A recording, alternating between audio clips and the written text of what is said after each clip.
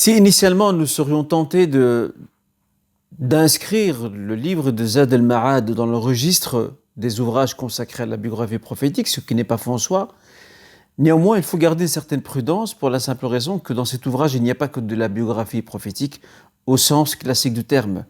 Nous y retrouvons aussi du droit, de la spiritualité, nous y retrouvons des débats que l'auteur consacre à de nombreuses questions. Ce qui est aussi intéressant, c'est que notre auteur dans cet ouvrage se fait l'écho des débats qui secouaient la société musulmane de son temps, une société mamelouk, parce que la dynastie qui régnait en son temps était la dynastie des Mamelouks, est une dynastie musulmane qui a régné sur le Moyen-Orient.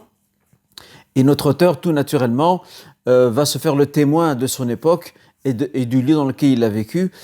Et pour ce faire, je voudrais aussi souligner un point essentiel pour quiconque souhaite découvrir plus en profondeur cet ouvrage. Le premier trait qui va le définir clairement, c'est qu'il s'agit pleinement d'une encyclopédie thématique. C'est la meilleure appellation ou le meilleur qualificatif que nous pourrions prêter à cet ouvrage. C'est véritablement une encyclopédie thématique au vu des nombreux thèmes que notre auteur aborde avec brio, mais aussi avec un fil conducteur qui relie toutes ces thématiques et qui, quelque part, rattache effectivement à ce registre premier dans lequel nous pourrions l'inscrire, qui est celui de la biographie prophétique, sachant que le livre tourne autour de la personne du prophète sallallahu alayhi wa sallam.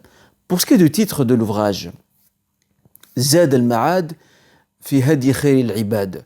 Je vous propose d'abord une traduction littérale de ce titre.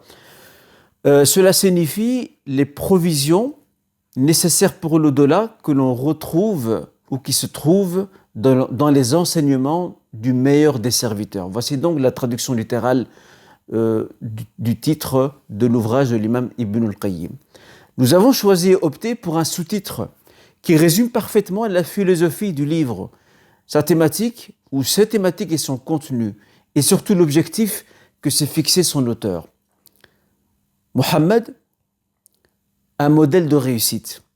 Effectivement, ce que veut nous démontrer l'imam Ibn al-Qayyim, ce n'est pas seulement de jouer le rôle d'un biographe qui va présenter les faits liés à la vie du prophète sallallahu alayhi wa sallam, mais il voudrait exploiter ces faits biographiques pour en dégager non seulement les normes religieuses, mais aussi les valeurs morales, la spiritualité qui a toujours accompagné le messager durant toute sa vie. Bref, il souhaite nous proposer ce modèle à suivre, ces provisions dont était porteur son message et auprès desquelles nous allons puiser les éléments nécessaires pour notre réussite, parce qu'assurément, le prophète Mohammed sallallahu alayhi wa sallam, comme nous le décrit l'imam Ibn al-Qayyim dans cette œuvre majeure et magistrale, était réellement un modèle de réussite.